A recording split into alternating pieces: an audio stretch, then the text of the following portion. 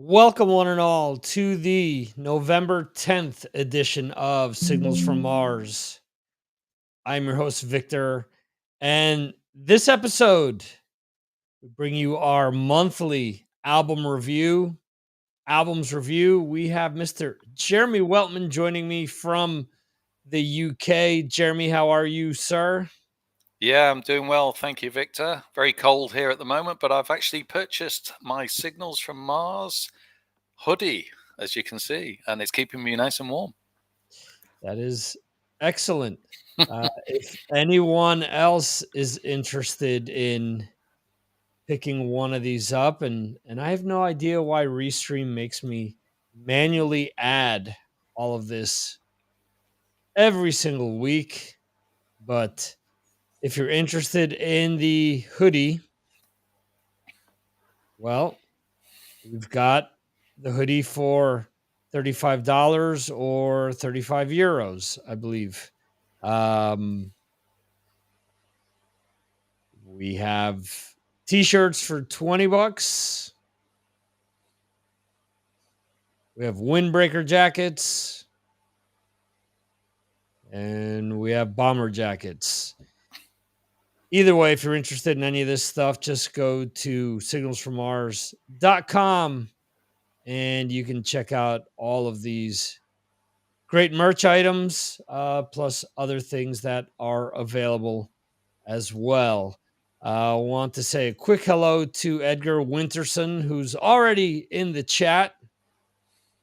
So, wow, he's giving me instructions today first. And we have Mr. Edgar Winterson live direct in the chat. And international shipping is always free. There is a free shipping code, which is there on Teespring. You could either get free shipping or $5 off, if I'm not mistaken. So there's a rotating code that is displayed. Anyway, enough pandering here. Let's talk about some great music that was released in October. And yeah, okay, so it is November 10th, but I don't care. These albums are still fairly recent and they're still good regardless whether you listen to them now, whether you listen to them on the day they came out, or if you listen to them in 10 years. So, me and Jeremy are going to give you the information you need to check out some cool new music that has come out recently. How about that? So let's go all the way back to October 6th. And a lot of releases on this date. We had releases from Prong, Patriarchs in Black, Incubus, Iron Savior, Of Mice and Men, Carniflex, Capra, Trevor Rabin, excuse me, Twin Temple, Verta, Michael Abdo,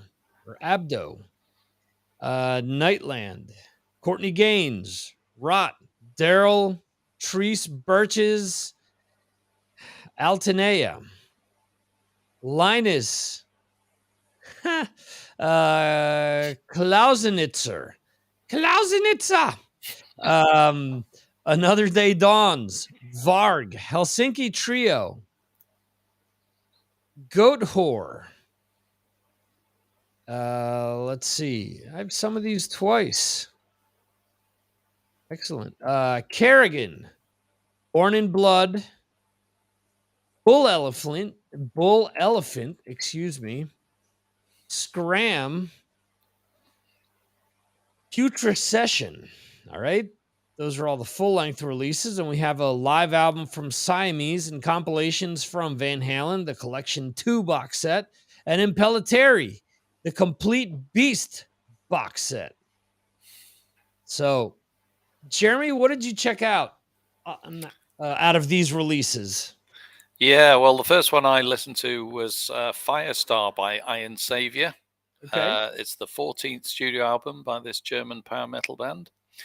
I thought it contained some very nice sort of typical power metal riffs and melodies. Really quite liked it. They really write some good songs. They also have Pete Sielk is a great vocalist for this kind of metal that they do. So I enjoyed that one. I also listened to the Prong album, their 13th studio album, I believe, called State of Emergency, which you mentioned. It's not a band I've really listened to in depth much before, to be honest, but, they managed to combine that sort of what I call a sort of New York City punk sound with thrash, and a good deal of melody as well. And I think they do it to good effect. If you listen to the songs Non-Existence and Disconnected, you'll see what I mean by that. So I like that. Unfortunately, though, I would say that it lacks a bit of staying power. So I eventually got a little bit bored with it. There's just too many sort of okay-ish numbers on that one. And they do tag on a version of Working Man by Rush, which I know, one of your patrons might be interested in, but I'd suggest just leave it alone because it's pretty forgettable, to be honest. Listen to the original only. So you're probably thinking, what is my pick for the week? And unfortunately, I'm going to go with an album that's 20 years old. It's the 20th anniversary edition of Permission to Land by The Darkness. Okay. I had to go for it, of course. It still sounds as good as it did when it was first released. I don't care. Maybe they were taking the piss when they brought it out. We all know what sort of band they are. But at the time, they were fresh-faced. They knew how to write a good song. And this debut album of theirs is, of course, it's jam-packed full of songs, and it also has some great live stuff and interesting demos on this version. So it was really nice to hear it again, and yeah, it's my pick of the week, The Dark. Okay. All right. So for me, I have two albums that kind of jump out at me. And Prong's State of Emergency is one of them, which you just discussed. And Disconnected is probably the song I've played off of that the most. So I really enjoy that one. And I'm a big Prong fan from back in the day, from Cleansing, their third album on, to be honest. That's why that was one of my classic albums way back when I was doing that series. And the other one is the New Patriarchs in Black, My Veneration. Hope to get Dan Lorenzo back on here shortly to talk about the album. But I think that this is a huge step from what they did with the first album. Dan is just a riff monster where he just comes out with riff after riff after riff. And there's just something about what they put together with this album, whether it's the right cacophony of sounds this time around, where I think it's probably one of the better projects that he's worked on the last few years. So I don't know if I got to go with one. I probably got to go with Prong, but it would be 1A, 1B. How about that? So, but there's still other albums that came out this week that I still need to check out.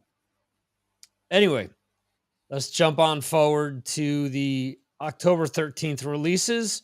We had new albums by Beartooth, Mondo Generator, Edge of Forever, Ronnie Atkins, Varg, Eric Sardinas, Creeper, The Voynich Code, Your Sunset, Malformed, Homework, Suicide Puppets, Nitrate, King's Crown, Twin Temple, Wimps.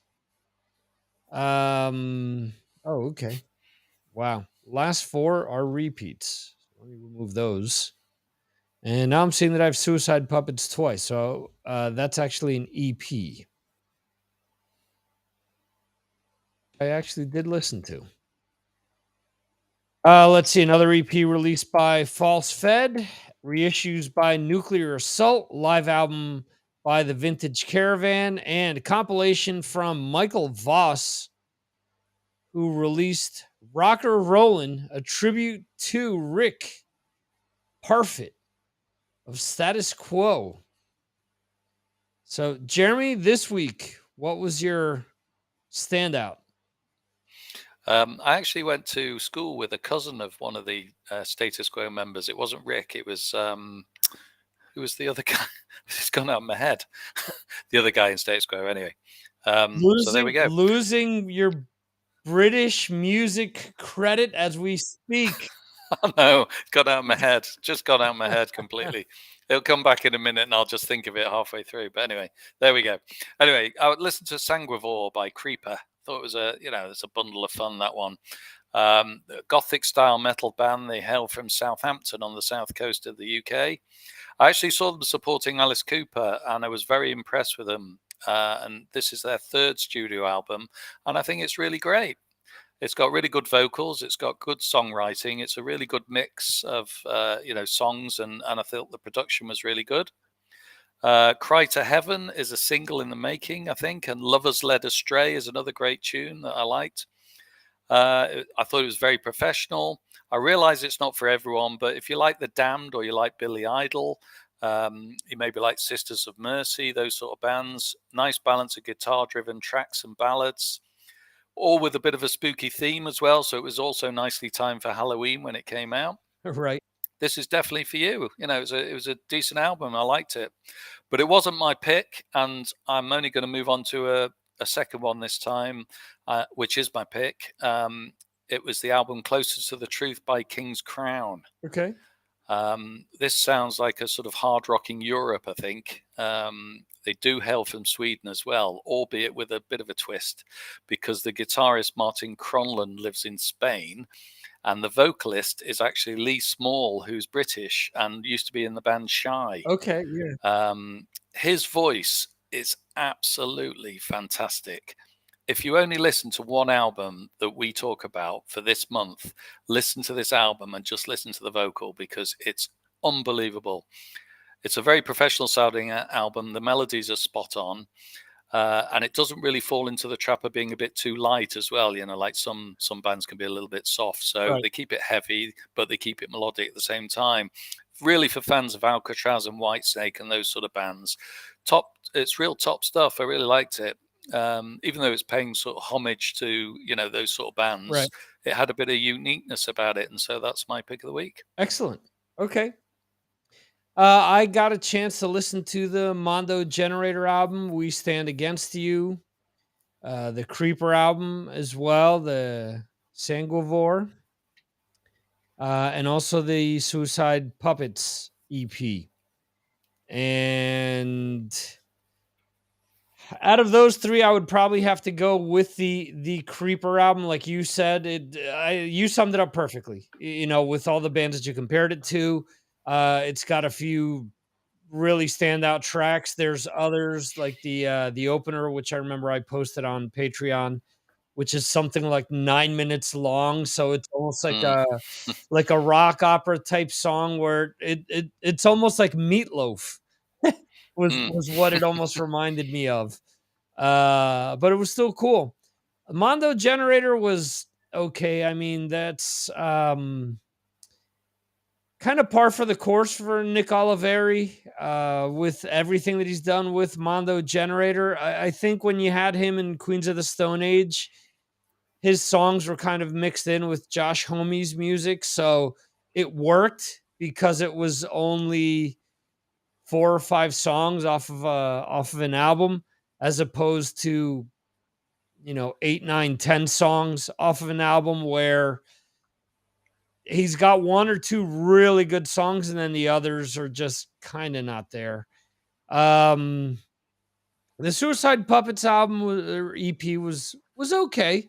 Not terribly bad, but the singles that I had posted on Patreon had kind of an industrial electronic, like hard rock or metal type sound. And it was all right. I was kind of had higher hopes on that one.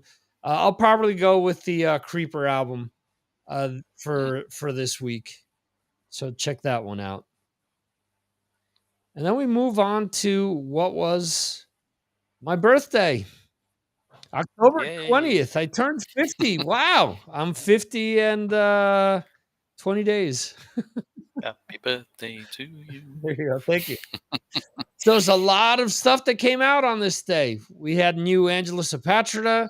We had new Rival Sons, Dog Eat Dog, Duff McKagan, Lynch Mob, Ice Nine Kills, Within Temptation, River of Nil, Elasion, Sirith Ungol, Death Pose, Afterbirth. Wow, how do you even pronounce this? Okay, so the name of the band is spelled OWD Yeah. WYR. Of course, it's Odweir. Odweir, yeah. Of course, it must be. I have no Yeah. idea. There we go. We've got it up. Edgar's put it up Yeah. there, which is good because even with it up, I've maybe Odweir. Could be. And then we'll find out that it's Finnish for owl or something like that, Yeah. The Cavaleras or Max Cavalera and his son's project, Go Ahead and Die. Elegy of Madness, Temperance, Lalu, Game Over, Archangel, War Curse, Solemn Vision, Dreamwell, Boys Like Girls, The Iron Roses, Semblant. I have some of these twice. Silva. Jeez, I have a lot of these twice. Bob Cummings Jr., Connie Ox, Coney Ox, Fiddlines, Stomach, and Jason Blake. EPs from, looks like there's a split release from Dream. Jesus. I don't even know how to pronounce this. Undending. Maybe I spelt this wrong. I don't know. And Worm, reissues from Ice Nine Kills and Crisis, and live album from Night Ranger, 40 Years, and a Night of Contemporary Youth Orchestra. Hey, Sean Richmond, how are you, sir? Hope you're doing well. So anyway, wow, we've got a very British show tonight because we've got Jeremy here, we've got Sean, we've got Edgar. I'm being outnumbered here. It's like the old 10 o'clock Friday rock show. That's what it is. There you go. So, Jeremy, what do you have for favorite this week? Yeah, well, I obviously listened to the new Rival Sons album, Lightbringer, the companion album to Dark Fighter released earlier in the year. And this one, as you know, contains just 6 songs. It's a little bit more experimental, I guess. I've seen the band live recently as well, and they were very, very good. But this follow-up left me a little bit cold, if I'm honest. Right. Some of the songs were actually really great on it. But the epic song Dark Fighter that opens up the album, I think it was pushing the boundaries just a little too much. I thought it was a bit self-indulgent. I thought it was a bit proggy. It was brilliant at times, but terrible in parts. I thought it was too long, and I thought it was all overall a little bit of a mess. And I think also what really annoys me a bit is that the album's, only just an album in length. And, rather than releasing Dark Fighter and Lightbringer as one album, with lots of tunes, as say, Thunder did with their latest album, they put everything out on the one album. They're asking fans to fork out twice for this. And, it was good. I do like Rival Sons. They're a very good band, but it certainly wasn't as good as the previous album. So I didn't pick it as my album of the month, of the week, should I say. I did try out the Duff McKagan album, Long Feather, as well. It's very much a world away from his hard rocking days. Some very country rock style album, really, with smatterings of Springsteen and Tom Petty and Bob Seger, and even the Rolling Stones on there. I mean, it's a nice listen, but maybe better in the Californian heat than a very cold UK, I think. So I didn't, I wasn't too fussed with that. But talking of the Rolling Stones, who'd have thought that I'd pick this as my album of the week? But Hackney Diamonds, their 24th UK studio release, really great mix of classic Stones material. Nothing too fancy, but there's something to dive into from time to time on this album. Numerous guest appearances. It's got Lady Gaga on there. It's got Elton John. It's got Paul McCartney. It's got Stevie Wonder, and it's even got Bill Wyman popping in. And just for longevity alone, and the fact that it's also a cracking good listen, I'm picking that as my pick of the week. It's interesting because I really like that album as well. And it's funny, Edgar Winterson is mentioning it now. Pitchfork gave Hackney Diamond 4 out of 10. I've seen this album get killed everywhere with the reviews. And I listened to it and I thought, this isn't bad at all. Mm, This is a Stones album. It's not Exile on Main Street. It's not Go Ted Soup, but it's the Stones. How many years into their career? 60 years? yeah. Let's be honest. How many bands that have been around for 20 years are putting out albums this good? So I saw some of the reviews, and look, everyone has their own opinion, but I felt that this was a good solid album. Mm, um I didn't understand the hate, and there's a lot of people that have had, oh, they're just boomers, that type of an attitude. But just listen to the music and screw all that nonsense. mm, Rival Sons, I think you're pretty accurate with what you mentioned. um It made me wonder. I'm like, exactly what you said. Why not just release a long, you know, I get that Dark Fighter was probably already pushing it with how long it is. So I guess that's why they didn't want to do it. And I'm glad that they didn't go the, deluxe edition route with this, where they made it a completely separate entity. So for that, I applaud them for doing that. The Duff McKagan, man, he's put out some good stuff as a solo artist. And this to me was all right. It was just a bit too tame for me. Duff mm. has got one of those raspy voices, one of these, a killer 70s hard rock singer. And there's a song by his band Loaded called Dead Skin, which since the day that came out, and recently I think I realized that it came out in 2009 or something around there, like around the time that I started podcasting. And I was like, wow, this song is still great all these years later. you know. So anyway, the lynch mob was really pedestrian to me. Man, I wish George would just focus on one really good album a year instead of Mm. just putting out all these things that have this didn't even have one song. I mean, eh, we talked about it on Patreon. The singles that he released were just like throwaway 80s songs that had they been released back in the day just wouldn't have been that good.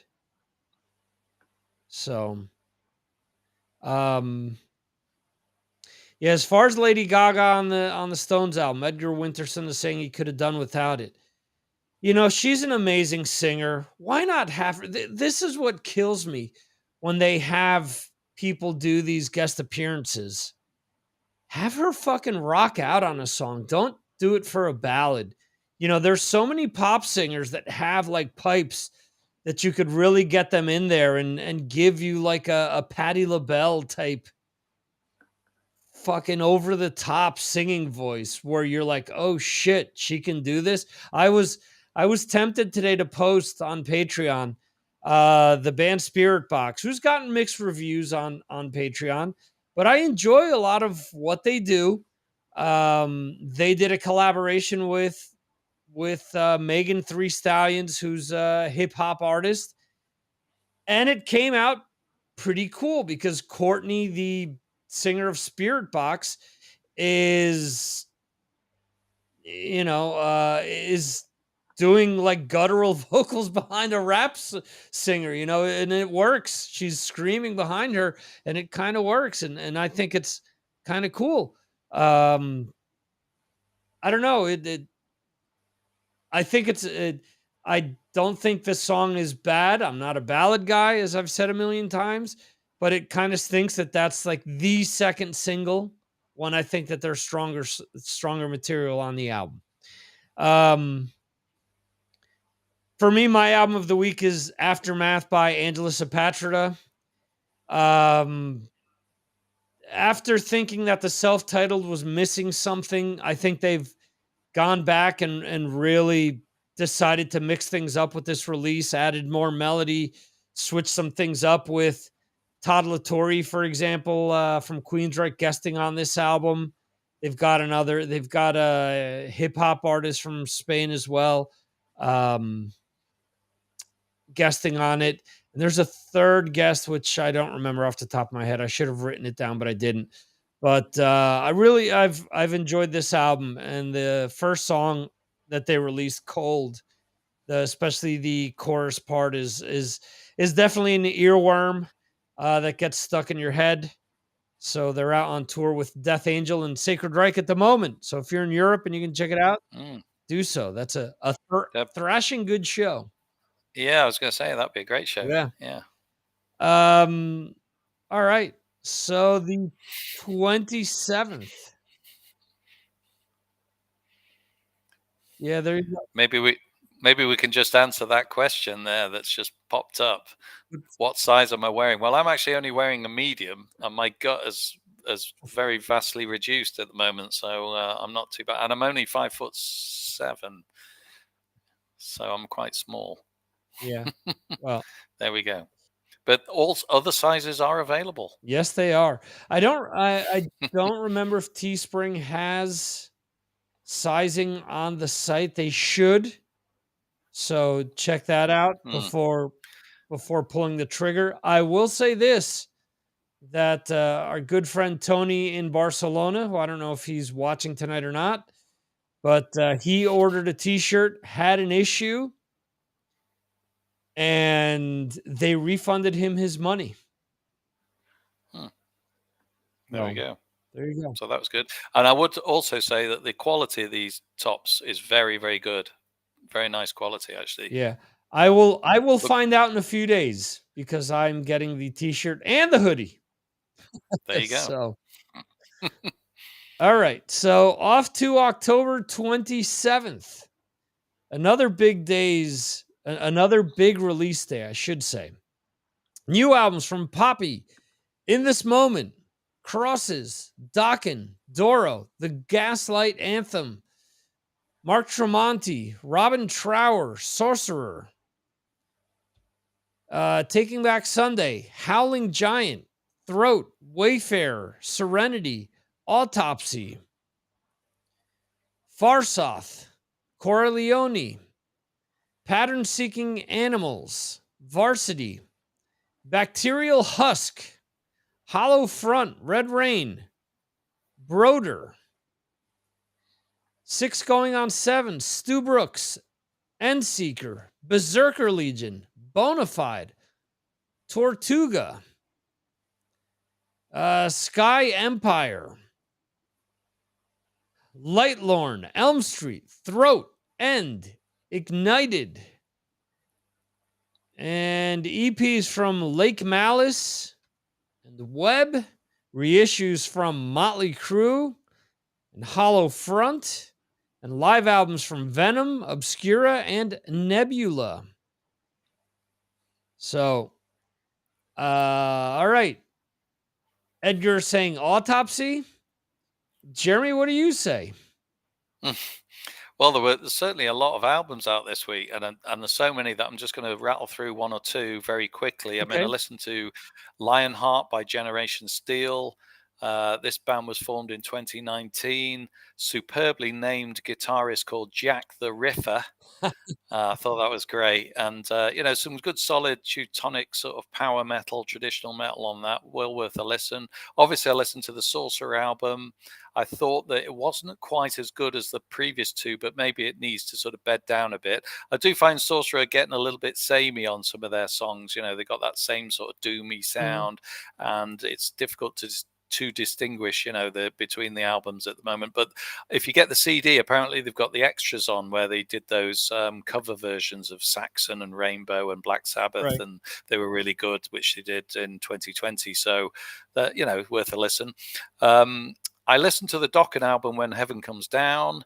It wasn't as bad as actually I was expecting. I thought, I Right. had a bit of a low expectation for it because I think Don Dokken's voice is pretty shot these days, to be honest. And as a live act, I saw them several years ago, and they were absolutely terrible. I mean, probably one of the worst bands I'd seen live. They just couldn't give a toss. Very disappointing. But this is quite listenable, actually. It had some very old style Dokken tracks on there. Obviously there's no George Lynch, but it's very melodic. And I thought that some of the songs could grace some of their early albums if they'd have recorded it with the original band. And it was their first album since 2012, so why not listen to it, give it a shot. I thought it was pretty good. I also listened to Doro. Okay. Not an artist I've paid that much attention to in the past, but she's a female artist, and she's flying the banner for female artists in traditional heavy metal, and that's a good thing. She unfortunately did a cover of Total Eclipse of the Heart with Rob Halford. Do we need it? The answer is no, immediately. I mean, Bonnie Tyler's version was an absolute classic, so we didn't need it. And she also does Living After Midnight with Rob on there as well. But what I would say about that is that I think Rob's vocal on there is quite interesting because it's more powerful than the original version. And it actually made me think that we could actually have some re-recorded classics by Priest, and I think they'd sound better if they re-recorded them today. So that might be something they might want to think about. Obviously they listen to Signals from Mars every week, and so they will hear this call for this demand for something. Anyway, getting back to the album, it's called Conquerors, Forever Strong and Proud. It's her 14th studio album since 1989, and it's a lot of fun. And if anything, it'll make you go out and maybe see her live or something like that. So it's worth a listen.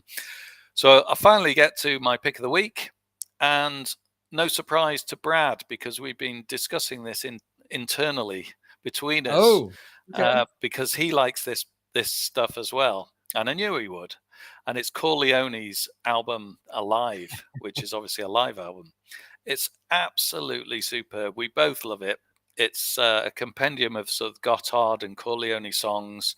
It rocks like a well-oiled rocking horse. I mean, it's really good. It's great soaring vocals. It's pacey riffs. It's real good old-time rock and roll. It'll cheer you up on a dark winter's night. And I played it 3 times over the past couple of weeks, and I'm actually now thinking I'm going to have to buy it. It's great. Cool.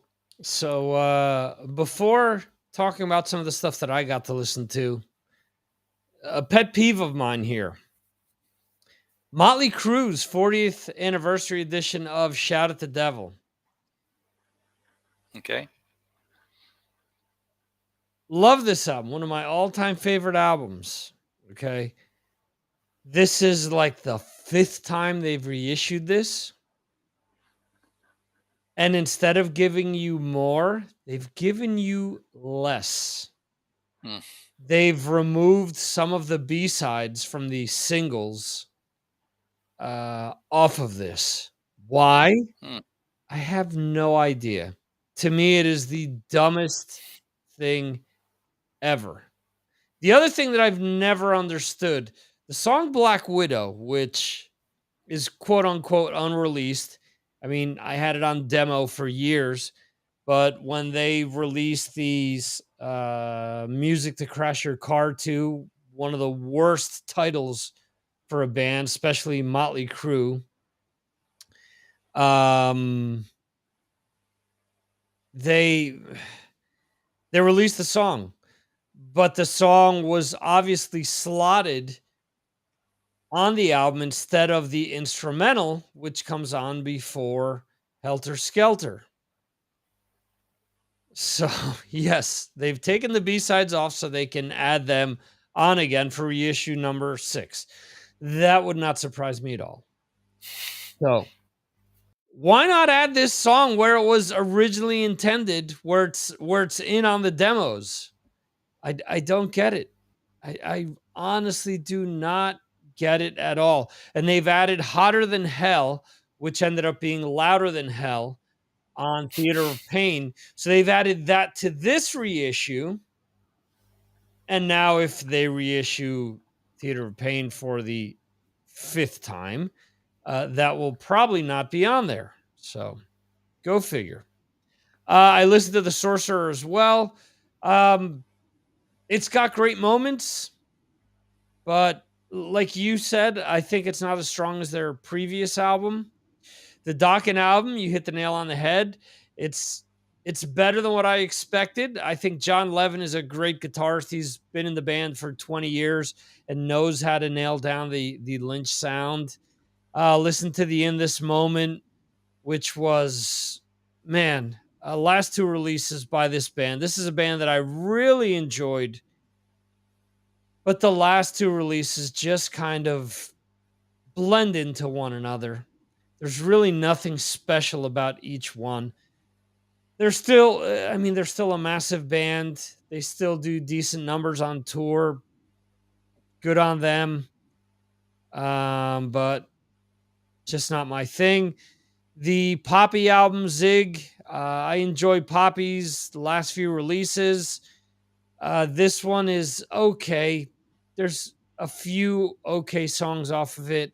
I really need to check out the Howling Giant because that's a band that I really enjoy. I just didn't realize that this album came out. So many releases, so many things that I'm adding here, and sometimes I just don't realize it. Just looking at everything that I've released here, what the hell? I'll go with Dokken for my pick of the week, just for old glory's sake.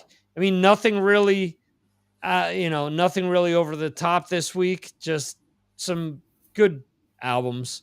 Also, listen to the Duran Duran, which I didn't mention here. That, much like the Stones, as every previous member of the band on at least one track. Andy Taylor plays on a lot of it. I think there's 3 or 4 covers on it. Brad mentioned it. He said I could do without all the covers, and the rest is just kind of bland. And yeah, unfortunately, I would say so as well. Luckily, this time around, I didn't buy the vinyl before listening to the entire album because the last album was kind of dreadful, and this one kind of continues that trend. Not even Andy Taylor could save it. So, oh well. So yeah, so that is that is our October album review. We do have a few topics that we're going to discuss to round out the show. Jeremy, did you go see your hero? No, I was actually planning to see him in Wolverhampton, not in London, but unfortunately I Okay. couldn't go that night. I couldn't get back from the show. I could actually get there, but I couldn't get back because I didn't have a car and I had to get back on the train. So I had to give it a miss, unfortunately. It's just a shame because I've not seen him before and I would have liked to have seen him. He's been going out as a trio, I believe, for the last few years. He doesn't want any singers involved anymore. So Yeah. go figure. Oh, well, I'm going to see Michael Schenker. I've got a ticket for Schenker. That's coming up in probably the end of this month or early next month, I think, in Manchester. I've seen Michael once. Keyboardist was doubling up as singer. Okay. Yeah, I know that Inve sings, but I know the keyboardist did as well. Yeah.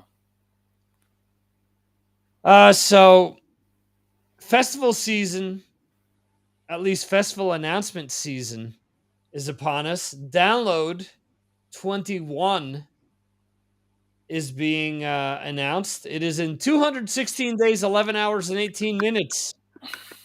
As of right now, headliners are Queens of the Stone Age, Fall Out Boy, and Avenged Sevenfold. Some of the other bands that will be playing are Royal Blood, The Offspring, Machine Head, Pantera, first UK appearance in 20 years, Bad Omens, Corey Taylor, While She Sleeps, Sum 41 in their final UK festival appearance, Billy Talent, The Used, Baby Metal, Bowling for Soup.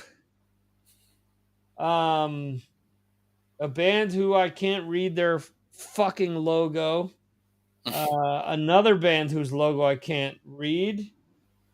Thy Art is Murder, who I can barely read. The Black Dahlia Murder. Wow. So, for anyone who is not a death metal fan, I guess that confirms that the band will continue without Trevor, who committed suicide. Who was a big part of that band and a big part of a lot of different metal sites and was definitely a big loss.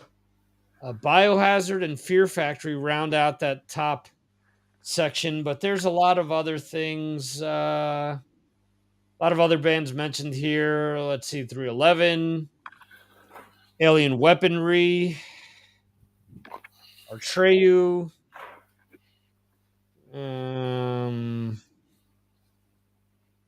Yeah, I guess these are in alphabetical order here. Hoobastank, wow. Carnival, Lord of the Lost, band that does great among the patrons. Mm. I added video number 21 of theirs since I've started doing Patreon. Wow. Definitely the band with the most video output. Mm. Yeah, so okay. Oh, Sanctuary's on here as well. Okay. No, that's Celestial. No. Okay, so I guess the first few lines things are anyway. All right. So, what do you think, Jeremy? What do you think of the lineup? Yeah, well, when it was first announced, I was quite disappointed by it, to be honest. I thought that they were lacking one of the real killer headliner acts. And Right. I saw an article online by Andy Copping, who actually organizes the festival. And he said that normally in a normal year, he would contact maybe 6, 7, 8 bands, and they lock in 2 or 3 as they go along, a year in advance for the next year. Right. And he said that this year they'd contacted 21 bands. Wow. And he said that the most of the bands that he wanted to get on either weren't, they just weren't performing at that time of the year, or they Right. weren't performing at all.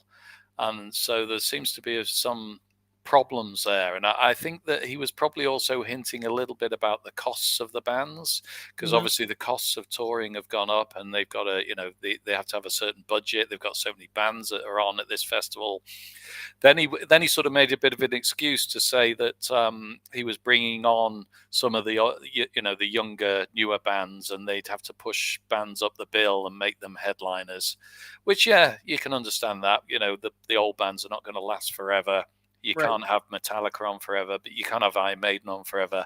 But at the moment, Metallica, Iron Maiden, AC/DC, they're all still going. Right. And yet they didn't get one of those on this year. So I think it's a bit of a disappointment, I think, really. But I think it will attract a lot of the younger crowd. A lot of the older crowd like me probably won't go because they want to see some of the legacy bands. But a lot of the youngsters will probably like, the full lineup and want to go to that sort of bill. Yeah, I think that it's a mix of a lot of different things, definitely. And when I saw the headliners initially, Queens of the Stone Age, who I love, Fallout Boy, and Avenged Sevenfold, and I was like, okay, that's kind of weird. But because usually you'll get Queens of the Stone Age headline one of the nights, but similar to what you said, you'll have a Metallica on another night, or you'll have a huge band on one night. You'll have like a secondary headliner, which is kind of what I consider Queens of the Stone Age to be on night number 2, and then night number 3 is an Aerosmith or a Kiss or something like that. But much like you said, Kiss is supposedly going to be done. Aerosmith, who knows what's going on there. Metallica, possibly they're still on their tour at that point in time, so download isn't available to them. Um, Maiden, I think, is going to be in the States at that time. I could be wrong about that, Mm. but there is a good mix here because I mean you've got Machine Head, Offspring, whether you like them or not, Pantera. Bad Omens is really hot right now with younger fans. Corey Taylor kind of is as well. While She Sleeps as well. Billy Talent, The Used. Those are bands that have always been big in the UK. Biohazard coming back to download for the first time in I don't know how long. Bowling for Soup is a head scratcher, but hey, I guess they consider that. And the singer of Bowling for Soup is Spanish. His father was the consulate general to the U.S., if I'm not mistaken. So, but yeah, I mean, and this is also gonna give us. This is kind of the first sneak peek of what a lot of the other festivals are gonna look like. That said, festivals like Wacken have the audacity, have the chutzpah to announce their 2024 bands early. Now, they're sold out. They sell out before the previous year Mm. is done. So they've got 4 bands that they've announced. They've announced Scorpions, Mm-hmm. they've announced Amon Amarth, Mm-hmm. Blind Guardian, Mm. and In Extremo. Okay. So that's 2 Swedish bands and 2 German bands. Mm. But the thing with that is, I think they're appealing to all sorts of age groups because they've got they've got Scorpions on, which is going to appeal to the older crowd. This is the thing about download. I don't think that they're now appealing so much to the older crowd. I think they realize that the older crowd don't want to go to download. There's a few reasons for that. There's a hell of a long walk in to the to where it actually is held. And a lot of people who are over 50, they're all starting to think, well, I don't want to, don't want to walk out there. It always gets muddy. They're probably, there's fewer and fewer older rockers going. So they're appealing to a younger crowd. Okay. So now let's compare Hellfest. Hellfest Okay. has also announced their lineup over top of everyone else. At the top of everything, they have Foo Fighters. Yeah. Underneath is Queens of the Stone Age, The Offspring, and Megadeth. Yeah. Underneath that is Dropkick Murphys, Royal Blood, and Bad Omens. Then they have, let's see, other bands that kind of coincide. They have All Them Witches, Baby Metal, Biohazard. And I don't see anything else that overlaps at the moment, but they have Bruce Dickinson solo, Brujeria, Brutus, Dark Tranquility, Demu Boy Year, Eternal Champion, Fu Manchu, Corpicalani, Graveler Attack, Madball, Nova Twins, Rhapsody of Fire, Satyricon, and the Interrupters. So there's a few things here to consider as well. I think with Download, a lot of the bands are positioned based on whether they're national acts as well. Royal Blood is up towards the top. They're in that first line underneath the headliners. Here, they're, them and Bad Omens are on the same line.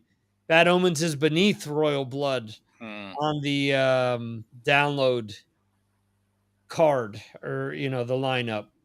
This is also pretty varied as well because I mean obviously we mentioned Foo Fighters, but you've got folk metal on here, you've got black metal, you've got power metal, you've got alt metal, you've got hardcore, you've got death metal, you've got stoner rock metal. So They've all got, well, I think Vakken is the one that's kind of more focused on just metal. Mm. Actually, they've gotten all bands. No, but this can't be. This has to be a vault. Oh no! Holy crap! There's a lot here, and a lot that overlap.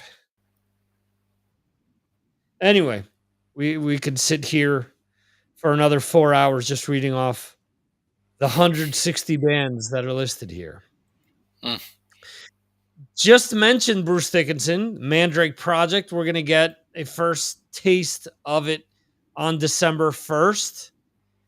And they've already mentioned that the demo version of If Eternity Should Fail off of that was off of, not Stool Stools. Jitsu, but Book of Stools. Book of Yeah. Stools, Yeah.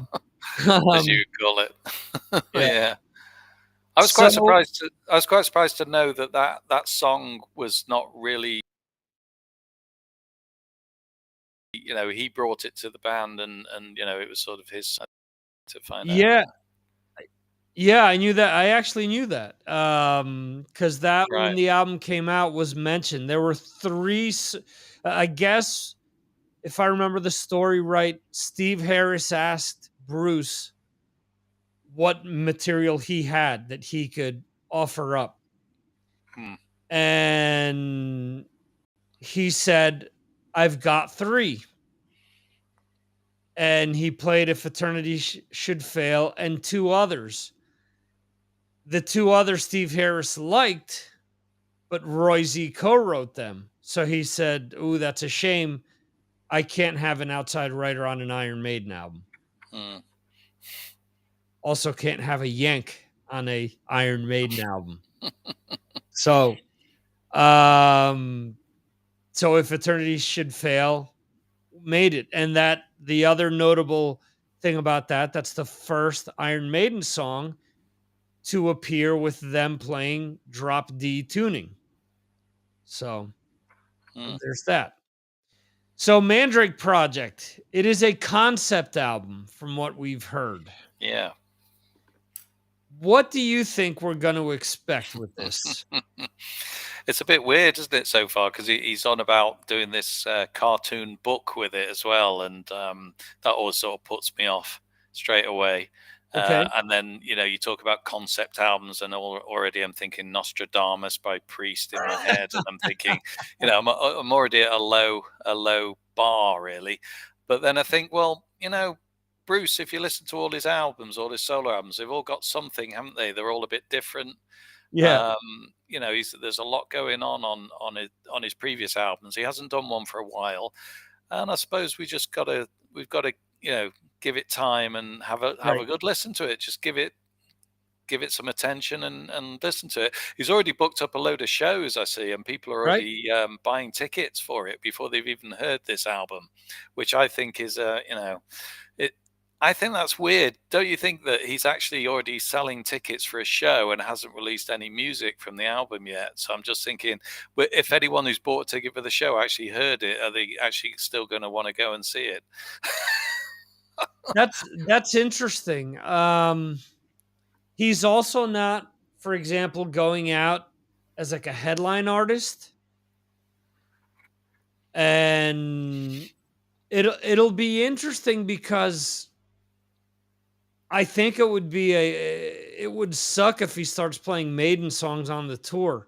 Mm, Now, when he was out of Maiden, he did stuff like The Prisoner and The Clairvoyant and stuff that was known Maiden material, but wasn't, Run to the mm, Hills, wasn't Number of the Beast, wasn't, some of the bigger songs. mm. Um, He could, of course, just play all his solo stuff because he's got a lot of back catalogue to play of his own. I would be totally happy with seeing Bruce doing his solo material. Mm, I love a lot of his solo mm, material and a lot of his quote unquote hits off of his solo stuff, I think will go off great. Mm. If he just plays that stuff.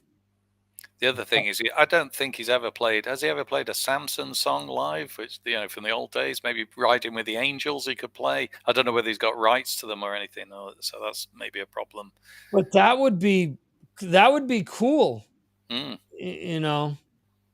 So opening song should be Born in '58. I'm not saying that he shouldn't play that song, but Mm.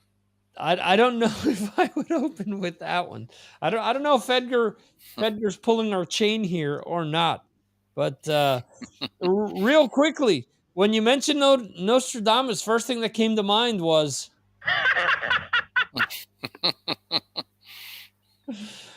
oh man. I don't like the title of what he's doing either. It just sounds as if it's going to be a bit of a balls up. The Mandrake project. I mean, where did he think of this thing? It just sounds weird. I don't know, and the picture of him with those goggles and stuff like that, it's Yeah. I don't know, it's got He's at the time of his career, isn't he, when he could just do what the hell he likes as well, and that could be a bit that could be disturbing for the listener. I mean, he did that very long. Sorry, just to say, he did that very long song on Book of Stools as well, the one at the end, and the one that Empire of nobody the ever listens to in Clouds. full. Empire of the Clouds. It was what Yeah, I was just gonna mention. I yeah, just hope this isn't another fucking Empire of the Clouds, which is about a yeah, blimp and all this other shit. And when I heard it was a concept album, I was thinking, please don't let it be, a concept album about something to do with aviation. yeah. Is the Mandrake project something that we don't know about? I don't know. I think he's probably just made it up. He dreamt it one night. Who knows? Yeah, it seems like it's all him coming to the forefront. Yeah, it's yeah. I'm gonna listen to this one with trepidation when it comes out, but obviously I will give it a listen, and I hope that we can come on this show and do the review show and say what a great album. It was a real I surprise. listen. To me, I'll continue to say this: Accident of Birth and Chemical Wedding and Mm, Tyranny of Souls to a lesser extent. I think those three albums are better than anything that he's done since coming back to Maiden, yeah, outside of maybe Brave New World. yeah, The songs are there, the melodies are there, they're heavy as all hell, mm, which is yeah. another Great. thing that Bruce has been a proponent of is getting Maiden to downtune more because it gives them a thicker, heavier sound. Mm, I'm not saying they should do it for every song, but I think it would be kind of cool to hear them do something like that. So, mm. all right. So, moving on here, talk about a bizarro story. Slipknot and Jay Weinberger. So, I'm reading that they parted ways with him last Sunday. And then on Monday, I'm reading they've pulled this from social media because they have 2 shows left with him in the band. I'm like, seriously? I'm like, what's this? Mm. Brad's still getting used to Idaho time as opposed to Utah time. He's joining us an hour late again. He'll he'll listen to the podcast. I know he will. Yeah. Brad, hope you're doing well. I even mentioned you, Brad, halfway through. You missed it. That's right. We've mentioned you multiple times. We didn't conjure you soon enough. So, Jeremy, what's your take on this? Have we ever seen this in a band? Maybe not. No, I don't know. There's a few there's a few answers to this, I suppose. One is that they were planning all this, and it's all been planned in advance, and they've just fucked up. They've made a big mistake. They knew that he was. They should have announced it later rather than earlier, and so they've had to retract what they've done. The other thing is that maybe there's been some sort of falling out or whatever, and then they've made up. That's something we may have to consider. There may be something contractual, which again may be linked to the first thing I mentioned. They weren't supposed to announce it. He obviously had to do these extra shows. Often bands, even when they fall out or resign or whatever, they're contractually bound to do stuff, and they go ahead and do it. So I don't really know, to be honest. I mean, I'm not, I can't say I'm a massive fan of Slipknot, to be fair. Right. But obviously I did follow the story, and I did find it quite surprising, like you. Yeah, and it's Jay Weinberg. I don't know why I said Weinberg. Yeah. I was thinking of Casper Weinberger here. You were hungry. There you go. Yeah, it's just weird. And one of a few of the things that I floated out there on social media when the story broke was Jay Weinberg, son of Max Weinberg of Bruce Springsteen and the E Street Band fame. So obviously he's going to be a professional about all this stuff. He's going to finish out, his deal. But one of the excuses was musical differences. And my first thought was he hasn't written anything, as far as I know, in his 10 years that he's been in the band.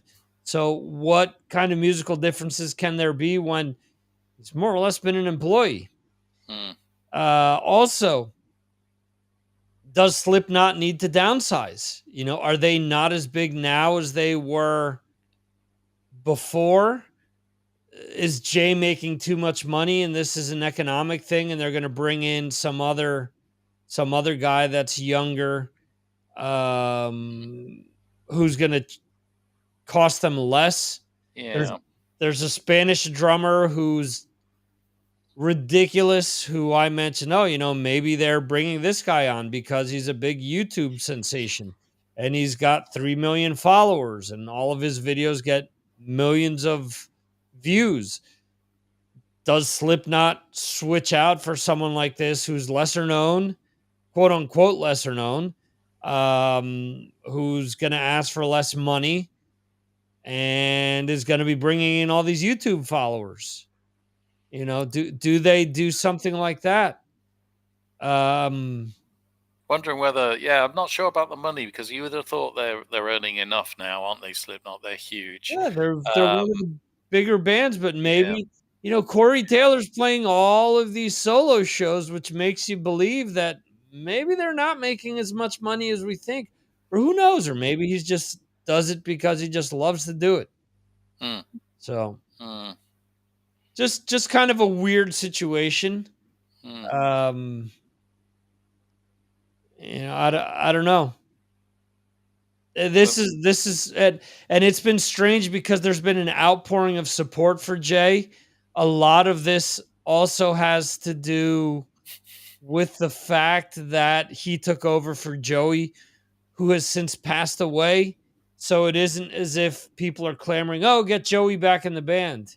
So, and if it's Clown, who's one of the percussionists' son, who's rumored to take over, he's gonna have a uphill battle to fight with a lot of these fans. So, anyway, Kiss, their final show is going to be on pay-per-view, $39.99 in the U.S. and $14.99 outside of the U.S. Jeremy, what do you think of this? So me and you can pay much less than our American friends. Brad's going to have to fork out a little bit more than us. At first I thought it was really weird that they've got this differential pricing. Right. I just thought, why are they charging everyone differently? And you mentioned, I did sort of think a little bit of this myself, the time differences can be a big thing. Right. So obviously for me and you watching it, we'd have to watch it through the middle of the night. Whereas obviously in the States, you're watching it at normal evening or early evening time. Yeah. I think also they're probably thinking they've got a bigger fan base in the US, so they know that they've got a huge paying public there that will just fork out, a lot of money to pay. Yeah, Brad says he'd pay the $40 to watch that last show. It is a last show. It's not a huge amount of money either way, really, if it's just a one-off and you just want to see that final show. But what do you think? Because you had some comments to make about what they might produce for that money. What you're going to see in that final show. Right. And I will say that I've paid for several Kiss pay-per-views in the past, because this isn't the first one that they've done. I can think of several that I paid friends to to pick up and VHS for me. So, Mm, um, so I don't know if it's going to be available, say, to watch for 24 hours. I may jump in on it, but yeah.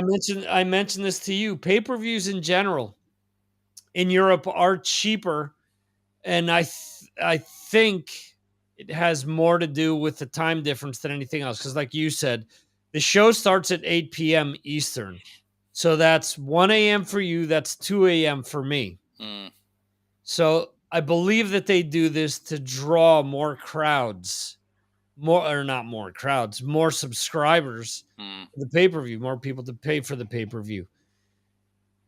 Now, here's the thing: their recent track record is not great. Not with delivering the pay per view, but with delivering the other knickknacks that they had promised.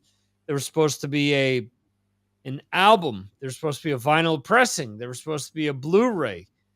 None of it has been delivered, and this was during COVID. So we're going on 2-3 years since that show took place in Dubai. So, yeah, um, you would think that this final show they're gonna produce stuff, aren't they? Because it's the final show. They're gonna have to max out on this one. There's definitely going to be an album, a DVD. There's got to be at some point. yeah, I don't know. My biggest hang up is that it's just going to be the same old, same old. Mm, That their set list isn't going to be any different. no. That they're not going to have any former members up there on stage with them to perform anything. There's just so many different things that they could do to make this great for the fans, Mm. but I don't think Well, it's going to happen. yeah, we don't know that for sure yet, do we? There could be a surprise in store. You just don't know. But you're probably right that there won't be any former members on there. But there could be. I mean, they could have kept it a secret, and they could all just suddenly turn up for an encore. The closest I think we'll get, if we do get anything, is Bruce Kulick. Yeah, Maybe yeah. Bruce Kulick performing Tears Are Falling or Unholy or maybe Crazy Crazy Nights. Mm. One of those three. But Well, that may be a reason to sort of, to pay the money and just find out live, but they haven't sort of hinted at anything. You would have thought they maybe just hint a little bit. oh, they've been saying that there's no way that Ace Frehley and Yeah, Peter Criss are going to be there. yeah, yeah. Which, yeah, Yeah. you'd have to think that. And Well, you're right about the set list. I mean, the set list being the same, hasn't it? It's what you're getting. It's a greatest hits set list yeah. with one or two, newer numbers in there. And I saw them on the farewell tour, and it seems like years ago now. I mean, this was the farewell tour, and then of course COVID came in the way, so it was before Right. COVID. I've got the T-shirt to prove it, and it was great. It was a great show, but it's a long time they've been doing this now. That the numbers have been down in the UK. I remember checking out that on these last dates, they were only getting like 5 to 8,000 people at the shows. Yeah, but the reason is because we've all been on the farewell Right. tour before. I wasn't going a second time. They even played the same venue. They played the Manchester Arena twice on the same tour. I mean, With what's the point? same set list, same Yeah, stage, same T-shirt, just had a same different T-shirt. year on it. Yeah. Yeah, They put gaffer's tape over it and just made it a 3 instead of a 2. there you go. All right, so the last point for the night, the Rods are back with a new single. It is the Mm, title of their upcoming release, Rattle the Cage, which comes out in January. What did you think of the single? I thought it was great. I really liked Yeah. it. I was singing it and I played it a few times. You know, it's a great old-fashioned hard rock song with a great chorus. They didn't mess it up. They didn't underproduce it. They didn't have a terrible chorus. They got everything right on it, and that's all you want from a simple hard rock song. I had a bit of a feeling for the Rods because I remember when they brought out that album back in the day in the early '80s. I liked it, and I like this, and it made me want to, I really want to listen to the album when it comes out. Yeah, I think that the single was pretty cool, and similar to what you're saying, I'll definitely check this album when it comes out. Just hearing the quality of that song, and I'm not a huge Rods fan, but Mm, I kind of got turned on to them because David Feinstein, who's the guitarist lead singer, his cousin was the late great Ronnie James Dio, and Same Ronnie here. James Dio appeared on a few songs over the years, and that's what kind of turned me on to the band. So I'm looking forward to Mm, checking this out in a little over a month. So yeah. anyway, thank you for joining us tonight, Brad Dahl, Edgar Winterson, and Sean Richmond. Anyone else that is watching that didn't chime in, thank you. Anyone that's listening to the podcast version, thank you. And thank you to Jeremy for joining us tonight and providing all of his great insight. As always, it's almost redundant to say Jeremy adding great insight because all of his insight is great. You should all know this by now. So,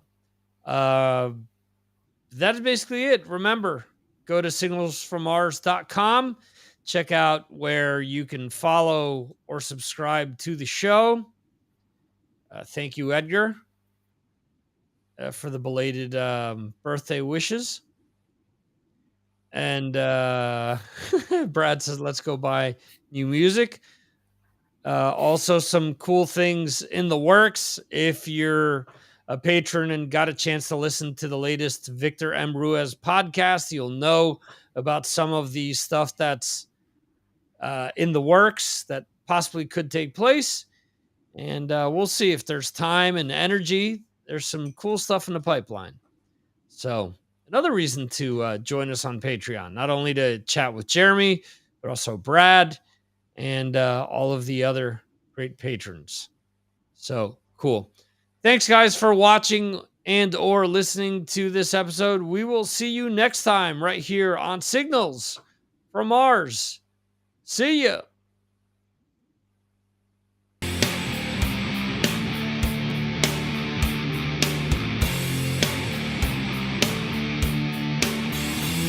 Thank you for watching the Signals from Mars live stream.